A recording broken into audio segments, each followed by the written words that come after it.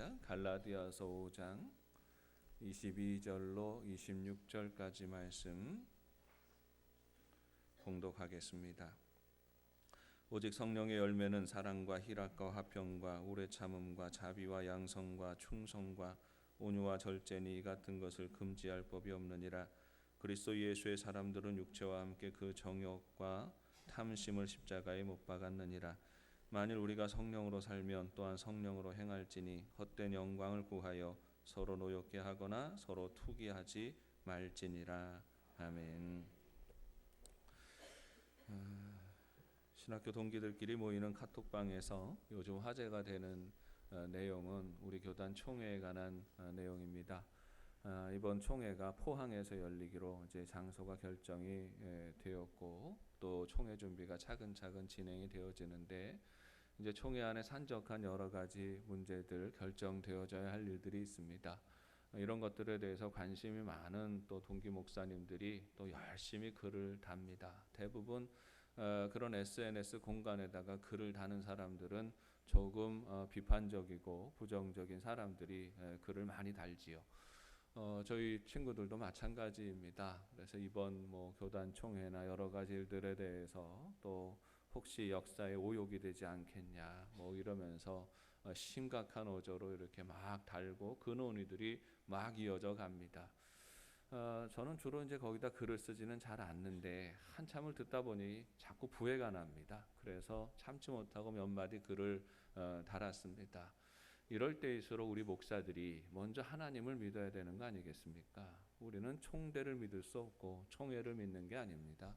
우리는 하나님을 믿는 것이지요. 어떻게 결정되어지든지 간에 하나님이 선한 사람을 높이실 것이고 악한 사람은 낮추실 것입니다. 결과에 대해서 하나님께 맡기는 마음으로 우리가 가지 않으면 안 되겠습니다. 그렇게 하나님을 더욱 신뢰하고 본질적으로 하나님을 의지하자 이런 내용의 글을 올렸어요. 제가 생각해도 제가 글을 잘 쓰는 것 같습니다. 얼마나 균형이 있고 합리적인 얘기입니까? 근데 그 글이 딱 올라가는 순간에 갑자기 갑분싸지요. 갑분싸가 무슨 말인지 모르시죠? 갑자기 분위기가 싸해지는 겁니다. 아무도 글을 달지 않고 그래 너 잘났다 하고 이렇게 말아버리는 느낌을 받았습니다. 항상 저는 왜 그런지 모르겠어요. 글을 잘 안다는데 한 번씩 달면 그 다음부터 댓글이 달리지가 않아요. 그래서 뭔가 저에게 상당한 문제가 있지 않은가 그런 생각을 하게 됩니다. 오늘날 우리 시대가 불신의 풍조로 가득해집니다. 제가 보니까 우리나라 이민족을 틈타는 악한 마귀가 아주 오래전부터 작업을 많이 해왔던 것 같습니다. 이민족의 정신을 많이 만져놓고 생각들을 만져놓고 삶의 태도를 만져놓아서 굉장히 마치 음란하고 방탕한 것들이 아무것도 아닌 것처럼 마치 자유로운 것처럼 그렇게 생각을 아주 하게 만들어 버렸어요. 무질서하게 살아가는 것이 자유롭게 살아가는 것이다. 이렇게 가르치고 아무도 거기에 대해서 이의를 제기하지 않는 그런 시대를 만들어 버렸습니다. 권위들은 무너집니다. 도덕과 윤리가 다 무너지고 특별히 교회에 대하여서 부정적인 생각이나 마음들을 많이 가지게 되었습니다. 그래서 마치 교회를 다니는 것이 시대에 뒤떨어진 것처럼 그렇게 생각되어지고 그렇게 압박감을 심어놓는 시대가 요즘 시대가 되어버린 것이지요. 여러 가지 부정적인 현상들이 가득합니다. 급격하게 교회는 위축됩니다. 세상으로부터 공격도 얼마나 많이 받는지 모릅니다. 아직도 교회를 다녀? 아직도 예수를 믿어? 이런 사람들 그렇게 얘기를 하면 그 말이 사실은 굉장히 이성적이지 않음에도 불구하고 마치 그런 얘기가 박수를 받고 인정받고 그래서 마치 교회를 떠나가야 할 것처럼 교회 다니면 시대에 뒤떨어진 사람처럼 취급받는 그런 시대를 살아가고 있지요. 오늘날 우리 청년들도 심각하게 20살이 되면 고민을 합니다. 이제 교회를 더 다닐 것이냐 말 것이냐. 세상에서 대학물을 조금이라도 한 학기 먹게 되면 한 학기가 지나가면서 고민하지요. 야, 이 교회를 계속해서 다녀야 될 거냐 말 것이냐 이런 고민을 하게 되고 많은 청년들이 또 세상에 미혹되고 세상에 굴복하면서 교회를 떠나갑니다. 복음으로부터 떠나가는 일들을 결정하고 살아가지요. 가만히 우리가 신앙생활하는 모습들도 살펴보면 이전에 비해서 많이 교회가 힘이 약해져 간다 하는 것을 느끼게 됩니다. 이전처럼 헌신하고 또 온전히 열정을 다해서 복음에 매어서 살아가지 않습니다. 우리 50대 60대 어른들의 세대에 비하여서 우리 30대 아래로 내려가면서 점점 더 힘들어지지요. 이전에처럼 헌신하지도 않고 이전처럼 헌금하지도 않고 이전처럼 열심을 다해서 믿음 생활을 하지 않습니다. 점점 더 믿음의 열정이 시들어져 가는 시대를 우리는 살아가고 있는 거죠. 점점 더 젊은이들이 많이 교회에서 떠나갑니다. 이걸 또 부추기고 조장하는 것이 세상이지요. 요즘도 젊은이들이 교회를 다녀? 저 교회는 할머니 할아버지들만 다니는 곳이지. 이런 식으로 프레임을 만들어서 끊임없이 교회를 비난하고 공격하고 살아가고 있고 어느 정도 이런 공격들이 먹혔습니다. 그래서 점점 더 젊은 세대로 갈수록 신앙을 포기하고 아무것도 믿지 않는다 하는 사람들이 많아지는 그런 시대를 살아가고 있지요. 장로님들 자녀들이나 권사님들 자녀들이나 목사들 자녀들이나 뭐 이전의 열심이나 그런 헌신이 드러나지 않습니다. 그렇게 얘기하면 시대에 낙후된 사람처럼 취급받는 그런 시대를 살아가고 있습니다. 세상의 많은 학문들을 공부하고 시대 정신을 공부하다가 보면 과연 앞으로 교회가 살아남을 수 있을까 하는 생각을 가지게 됩니다. 논리적인 귀결점은 이 세상과의 싸움, 세속과의 싸움에서 교회가 이길 수 없을 것 같아요. 이미 도덕이 무너지고 윤리와 도덕이 다 무너지고 어지러워진 상태 아닙니까? 모든 권위가 다 무너져 버린 상태 아닙니까? 마음대로 살아라, 네 욕심대로 살아라 하는 것이 세상 풍조가 되어 있지 않습니까? 도덕이 무너지고 윤리가 무너졌는데 종교가 어떻게 힘을 가질 수가 있겠습니까? 그러니까 논리적인 귀결점은 교회도 앞으로 곧 문을 닫게 될 거다, 이런 생각을 가지게 돼요. 실제로 오늘날 교회는 많이 문을 닫고 있습니다. 큰 교회도 문을 닫고 작은 교회도 문을 닫고 그렇게 되어지고 있습니다. 부도나는 교회도 나오고 있고 여러 가지 눈앞에 드러나는 현상들이 그렇습니다. 그런데 다시 말씀을 붙들고 하나님 앞에 서면 다른 결론을 내리게 됩니다. 지금 이 세상은 악한 악령이 주장하고 지배하여 시대 정신을 사로잡아서 하나님을 대적하는 풍조가 온 세상에 가득한 것 같아 보여도 절대로 이 세상은 교회를 이길 수가 없습니다. 절대로 악령은 하나님을 이길 수가 없기 때문이에요. 왜 그럴까요? 여러분, 악령은요, 마귀는 끊임없이 자기의 일들을 도모하기 위해서 사람들을 미혹합니다. 그 사람들을 미혹하는 숫자를 키워가는 거예요. 그래서 조금이라도 더 많은 사람을 자기 편으로 끌어당기는 겁니다. 1,000만 명을 모으려고 하고 2,000만 명을 모으려고 하고 1억 명을 모으려고 하고 수많은 사람들을 자기 편으로 미혹시켜서 그 숫자를 가지고 자기의 위용을 자랑하는 거죠. 그런데 하나님은 어떻게 하십니까? 딱 한 사람만 있으면 되는 거죠. 딱 한 사람만 하나님께 붙들리고 하나님의 말씀에 겸손히 순종하는 신실한 사람 하나만 있으면 1,000만 명을 뒤집어 버리는 역사가 하나님의 역사이기 때문이에요. 그러니까 우리 눈앞에 보이는 현상들이 이 시대가 도덕도 무너지고 윤리도 무너져서 온 세상이 다 정신이 이상한 것처럼 하나님의 교회를 비방하고 대적하고 다 이렇게 마음대로 살아가는 풍조로 물들어 있다 할지라도, 그러나 이때에 깨어있는 그리스도인 한 사람만 있으면 이 시대가 다시 회복되어지고 다시 온전케 되어진다는 믿음이 성경을 통하여 우리는 가질 수 있게 되는 것입니다. 구약에 보면 엘리의 시대가 있습니다. 엘리의 시대는 사사기의 맨 마지막 시대이지요. 썩을 대로 썩고 무너질 대로 무너져 있는 시대입니다. 이스라엘 백성들이 하나님의 택하심을 받아서 선민이 되어서 거룩한 백성이 되어서 가나안 땅에 들어갔습니다마는 그 세월 300년 400년이 흘러가면서 이스라엘 백성들이 타락합니다. 물들어 버리지요. 가나안 종교에 물들어 버립니다. 사사기 후반이 되면 이스라엘 백성들이 하나님을 섬기지 않습니다. 바알과 아스타롯과 가나안의 5 신들을 섬기는 그런 현상이 나타나게 되지요.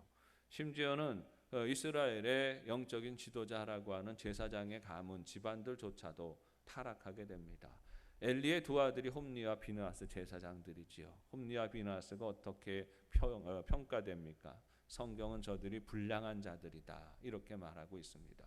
성전에서 수종드는 여인들과 음란한 짓을 행하고 하나님 앞에 드려지는 제물들 안에서 자기 마음대로 원하는 것을 떼어가고 그렇게 가로채는 일들을 서슴지 않았습니다. 마치 가나안 종교를 섬기듯이 하나님을 섬기는 일들이 이스라엘 안에 역사 안에 나타나고 있는 겁니다.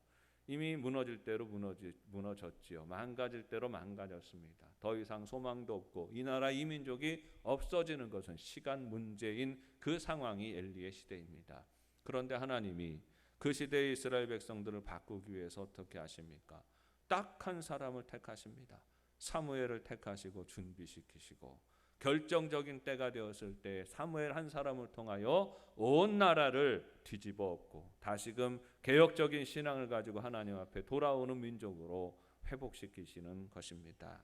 오늘날 우리가 살아가는 이 시대에 하나님을 대적하는 풍조가 가득하고 모든 사람들이 다 하나님을 등지고 떠나 있는 것 같은 상황 속에서도 신실한 하나님의 사람들 몇 사람만 있으면 교회들이 무너지고 교회들이 시험당하지만 그러나 깨어있는 교회, 하나님 앞에 바로 서는 교회, 하나님 앞에 신실한 하나님의 사람들이 몇 사람만 있으면 그 몇 사람을 통하여 하나님은 다시금 이 시대를 바꾸시고 회복하실 것이기 때문입니다. 사랑하는 여러분, 우리를 부르시는 하나님의 음성에 귀를 기울여야 합니다. 하나님은 우리를 그리스도인으로 부르십니다. 그저 형식적인 그리스도인이 아니라 신실하게 중심으로부터 예수를 고백하고 순종하고 성령의 열매를 맺는 거룩한 사람들, 멋있는 그리스도인, 훌륭한 그리스도인으로 하나님은 우리를 택하시고 부르셨습니다. 이 부르심에 온전히 순종하며 주님 앞에 참된 그리스도인으로서 살아가는 우리 영도 가족들이 되시기를 바랍니다. 그러면 어떻게 참된 그리스도인이 될까요? 훌륭한 그리스도인은 어떻게 만들어지고 또 훌륭한 그리스도인이 되기 위해서 우리는 얼마나 많은 시간에 공을 들여야 할까요? 중국 선교의 아버지라고 불리우는 허드슨 테일러에게 어느 날 중국인 젊은 학자가 찾아왔습니다. 마음도 좋고 경력도 좋고 학력도 좋은 사람이 찾아왔어요. 선교사님을 찾아와서 묻습니다. 선교사님, 내가 이제 세례를 받고 예수를 믿으려고 합니다. 그런데 내가 이제 세례를 받고 예수 믿을 때에는 그저 형식적으로 교회 다니는 사람이 되고 싶지 않습니다. 나는 진짜 멋있는 그리스도인이 되고 싶습니다. 나는 훌륭한 그리스도인이 되고 싶습니다. 많은 사람들에게 선한 영향을 끼치는 강력한 그리스도인이 되고 싶습니다. 어떻게 하면 내가 그런 그리스도인이 될 수 있겠습니까? 하고 물었어요. 허드슨 테일러가 같이 이야기를 하다가 그 방에 등잔 하나가 있었습니다. 등잔을 가지고 와서 보여줍니다. 이 등잔의 불빛이 얼마나 오래 타야 그 빛을 밝히 드러낼 수가 있겠습니까? 하고 물었어요. 그랬더니 이 젊은이가 말합니다. 그야 불 붙이는 순간부터 밝아지는 것 아니겠습니까?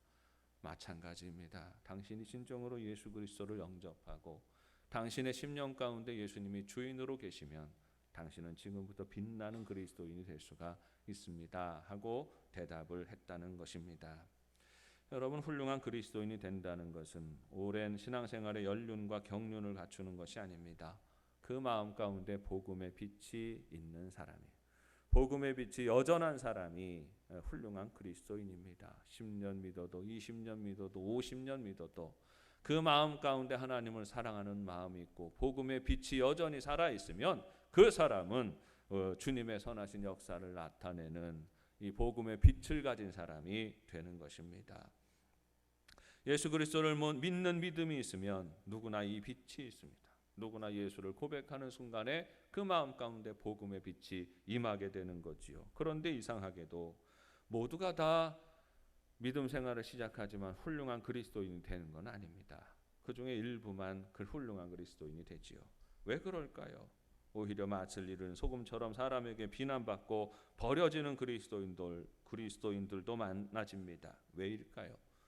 그 빛을 말 아래 두기 때문에 그렇습니다. 예수님은 우리에게 세상의 빛이라 말씀하시며 그 빛을 말 아래 두지 말고 등경 위에 두어라 이렇게 말씀하고 계십니다. 말 아래 두는 것은 무엇입니까? 내가 예수 믿는 것이 부끄러운 거지요. 내가 복음 안에 살아가는 것이 부끄러워서 누구에게든 드러내지 않고 살아가는 것입니다. 감추고 살아가는 것이에요. 등경 위에 둔다는 것은 무엇입니까? 내 안에 있는 예수님을 전하지 않으면 견딜 수가 없어서 누구를 만나든지 복음을 전하고 누구를 만나든지 예수를 자랑하며 살아가야 가는 것입니다. 그 빛의 영향이 나타나게 하는 것이지요. 우리가 예수님을 향한 믿음을 가지게 되면 이미 우리 안에는 성령의 역사가 시작이 됩니다. 성령의 역사는 우리 삶 가운데 드러나고 경험되어지는 것입니다. 성령의 역사가 우리 삶 가운데 일어나려면 우리는 날마다 살아계신 우리 하나님의 은혜와 능력을 체험하며 살아야 하는 겁니다. 매일매일의 삶 가운데서 하나님의 역사와 능력이 있지요. 이것을 경험하고 사는 거지요. 예를 들면 이런 겁니다.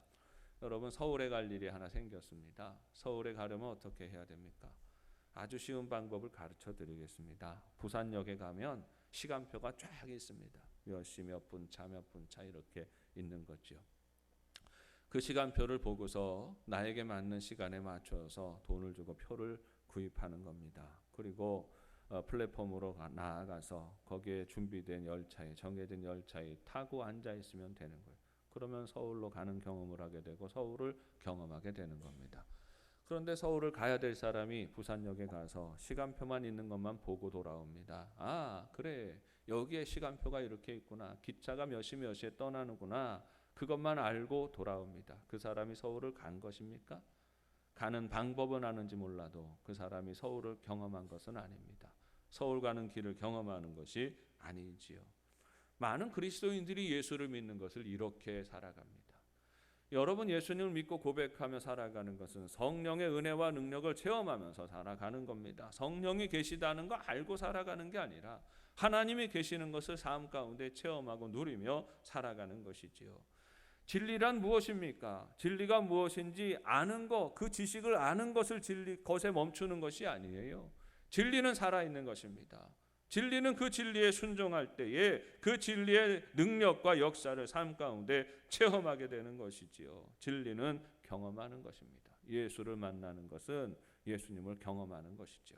그분의 성품 안에 들어가서 놀라운 경험과 축복을 맛보아야 하는 것입니다. 그냥 예수님이 누구이신지 지적으로 아는데 만족해서는 안 되는 것이죠. 우리는 마땅히 성경이 보여주는 이 진리에 견고한 기초를 두어야 합니다. 그러나 진리 안에 사는 우리의 삶이란 진리를 의식적으로 아는데 멈추는 것이 아니라 진리를 따라 살아야 합니다. 성령이 있다는 사실 그냥 알고 넘어가는 게 아니라 성령을 따라 살고 성령의 은혜를 체험하면서 살아야 하는 것입니다. 오늘 본문을 이끄는 말씀이 5장 16절의 말씀입니다. 이 말씀을 보면 너희는 성령을 따라 행하라, 그리하면 육체의 욕심을 이루지 아니하리라 했습니다. 여러분, 우리가 정말로 복음을 영접하면 복음을 따라 살지요. 예수님을 진리로 고백하면 예수를 따라 삽니다. 성령을 따라 행하며 살아가게 되는 것이지요. 성령을 인정하는 사람은요, 머릿속으로 아는 게 아닙니다. 성령의 은혜를 경험하며 성령에 순종하며 살아가는 것이지요. 그것으로 말미암아 왜 그렇게 살아야 됩니까? 그것으로 말미암아서 육체의 소욕을 이루지 않기 때문입니다. 여러분, 그럼 육체의 소욕이 무엇입니까? 육체의 연약함이 육체의 소욕인가요? 우리는 성경이 말하는 육체의 소욕이 무엇인지 정확히 알아야 합니다. 육체의 소욕을 따라 사는 삶이라고 하는 것은 배고파요. 그래서 먹고 싶어요. 졸려요. 그래서 자고 싶어요. 입이 근질근질해요. 얘기하고 싶어요. 그래서 얘기해야 돼요. 이걸 육체의 소욕이라고 말하는 분들이 있지요. 이전에 부흥사 목사님들은 주로 그랬습니다. 예배 시간에 조는 사람 있으면 허락을 하지 않았지요. 지금도 막 보수적인 교회 같은 데 가보면 그렇습니다. 어디 예배 시간에 잠을 자요? 예배 시간에 잠을 자면 아주 좀 고약한 목사님 같으면 망신을 주는 거예요. 아무개 집사님 자리에서 일어나세요. 어젯밤에 뭐 했어요? 예배 시간에 뭘 졸고 있는 거예요? 막 그렇게 혼을 내는 거예요. 여러분, 그런 경험 없으십니까? 옛날에 그랬단 말이에요. 어디 예배 시간에 고개를 떨구고 잠들어 있어요. 지옥에 갈 사람들이지. 이러면서 막 퍼붓는 것이지요. 예배 시간에 옆에 사람하고 얘기라도 한마디 해봐요. 그랬다가는 득달같이 귀도 밝아요. 목사님들이냐. 귀도 밝아서 어디서 바깥에 나가서 얘기하고 들어오지. 그러냐고. 핸드폰이 울어요? 이건 있을 수 없는 일이죠.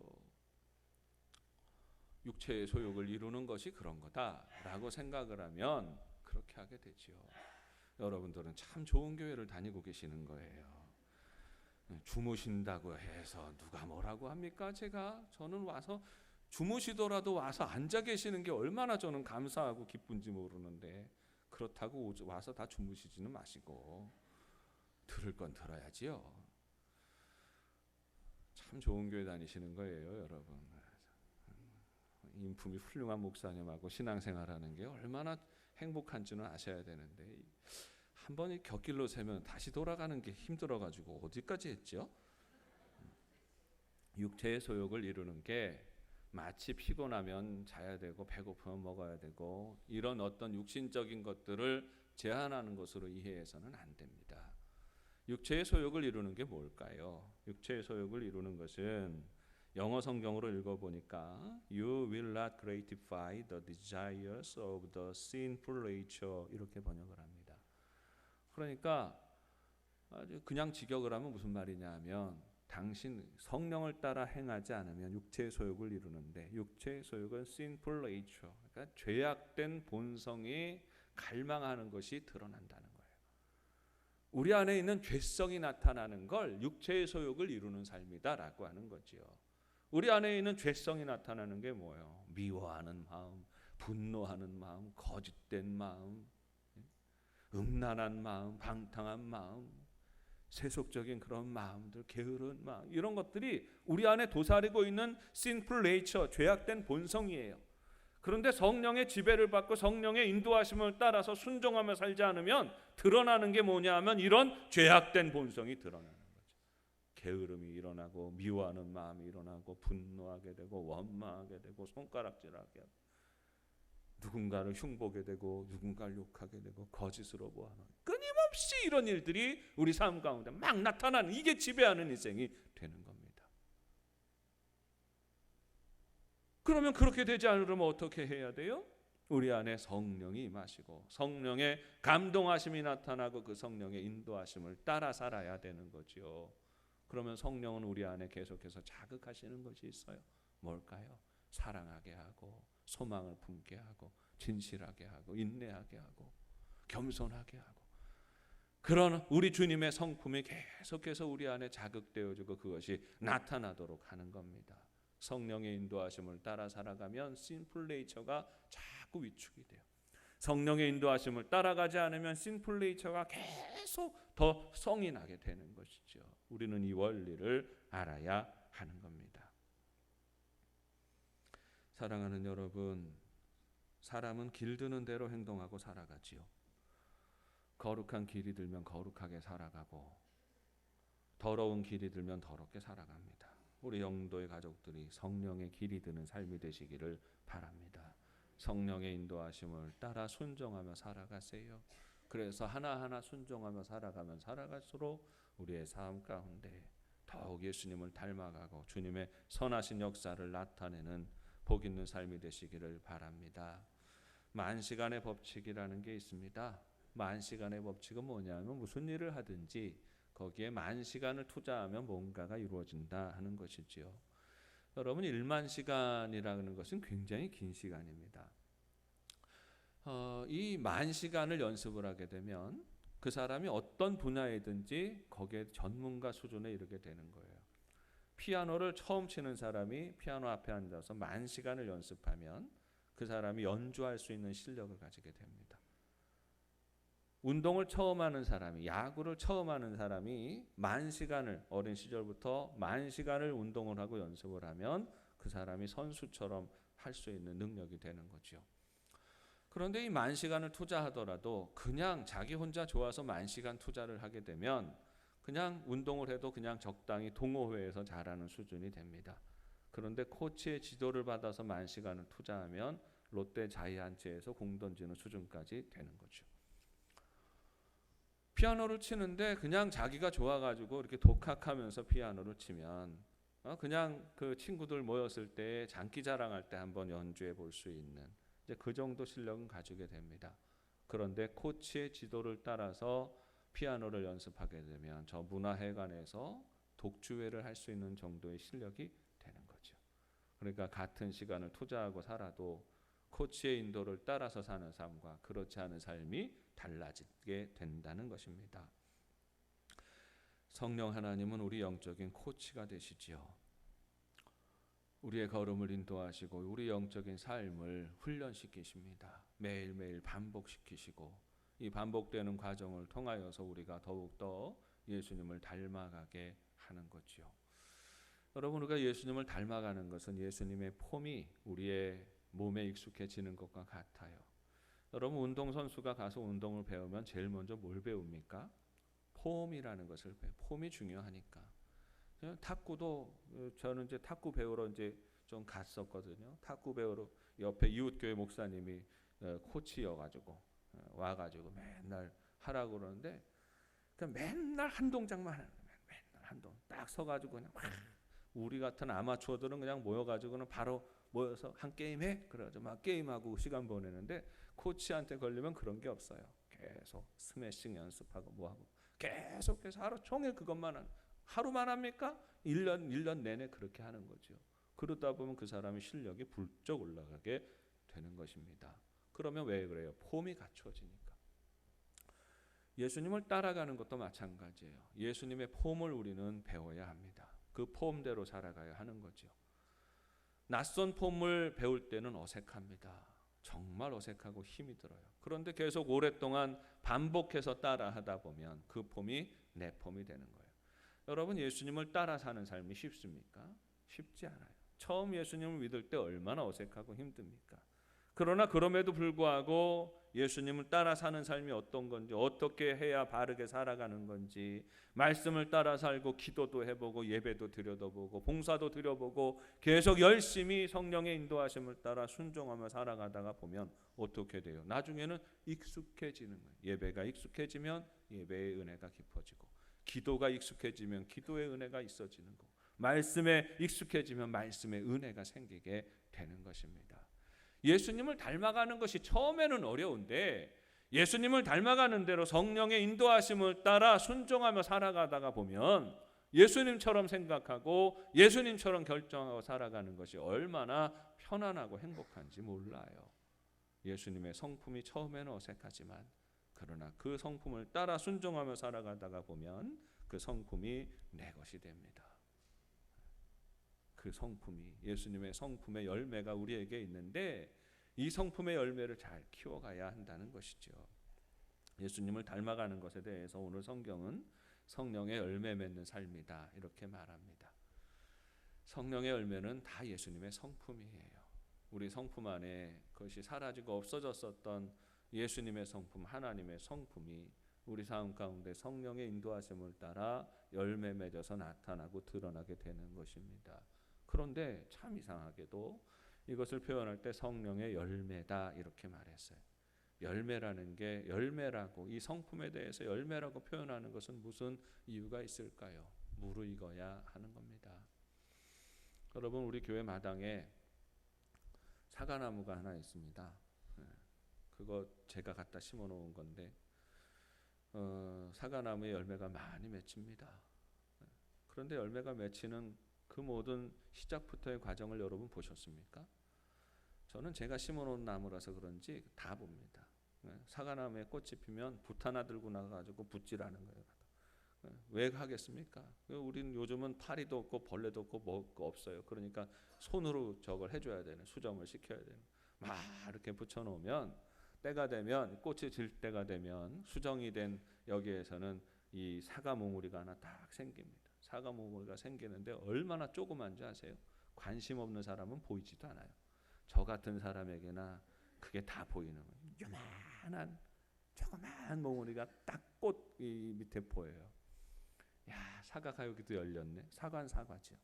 사과도 열렸네. 그런데 그렇게 열렸다고 그 사과 따먹으면 맛있을까요? 맛없을까요? 맛 없습니다. 입만 버립니다. 그러면 희한하게도 그렇게 열린 사과가 조금씩 시간이 지나면 지날수록 조금씩 커가고 그게 무르익습니다. 지금 우리 교회 사과는 지금 다 무르익었어요. 저건 빨개지는 사과가 아니니까 오늘 중으로 다 따드셔야 될 겁니다. 아마 다음 주에 오시면 그 사과 하나도 남아있지 않을 것 같아요. 시간이 되고 무르익으면 햇빛을 받고 비를 맞으면서 자라고 성장하여서 요만한 사과가 이만해지면, 그래서 그게 무르익으면 그때 딱 그 사과를 따서 먹으면 아삭한 맛이 있고 달콤 새콤한 맛이, 입안에 침이, 생각만 해도 입안에 침이 고이는 맛있는 사과가 되는 거예요. 열매는 무르익어야 익습니다. 익지도 않은 열매를 따먹으면 안 되는 거죠. 열매는 무르익어야 먹을 수가 있는 것입니다. 익지 않으면 맛을 내지 않아요. 그리스도인들도 마찬가지입니다. 그리스도인의 맛은 무르익어야 합니다. 성령의 열매는 잘 키워야 합니다. 우리 모두에게는 우리가 예수님을 믿음으로 고백하는 순간부터 우리 안에는 다 이 주렁주렁 맺혀진 사과 열매처럼 우리 안에 구석구석에 성령의 열매들이 맺혀져 있습니다. 조금해서 그렇지 다 있어요. 누구나 다 사랑해야지, 참아야지, 선을 행해야지, 충성해야지, 온유해야지, 누구나 다 그런 마음 가집니다. 예수님이 없는 사람은 그런 마음 자체도 가지지 않아요. 그러나 예수님의 마음속에 계시는 사람은 그 마음속에 우리 주님의 성품과 덕목이 생겨나요. 성령의 열매가, 요만한 열매가 맺힙니다. 그런데 이 열매가 어떻게 해야 돼요? 이 열매가 무르익어야 돼요. 그래야 그리스도인의 맛이 나는 거예요. 무르익으려면 어떻게 해야 됩니까? 은혜를 많이 받아야 돼요. 늘 반복해서 은혜를 받아야 돼요. 어제 햇빛 받았던 나무가 오늘도 받고 내일도 받고 익을 때까지 햇빛을 충분히 받는 것처럼, 비를 맞는 것처럼 우리가 하나님의 은혜를 매일매일 공급받고 말씀과 은혜 가운데 머물러야 합니다. 그러면 그렇게 살다가 보면, 성령을 따라서 살아가다가 보면, 성령을 따라서 행하다 보면 어느 순간 우리는 무르익어 있는 성령의 열매를 보게 되는 것입니다. 사랑하는 여러분, 사과는 무르익어야 맛이 납니다. 그리스도인은 무르익어야 그리스도인의 맛을 냅니다.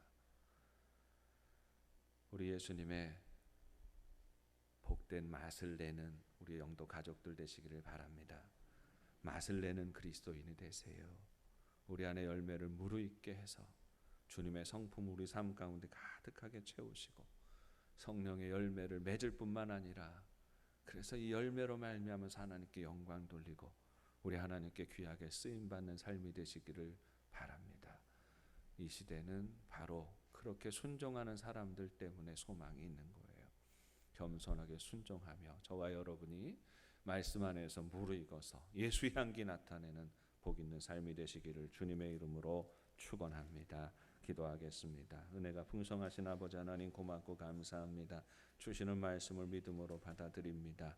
그리스도인의 맛을 내는 삶이 되게 하여 주시옵소서.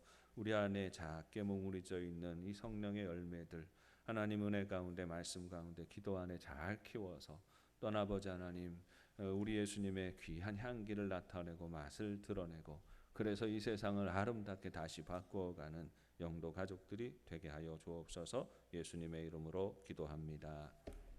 다 함께 찬송가 197장 부르시며 준비하신 예물을 봉헌하십니다.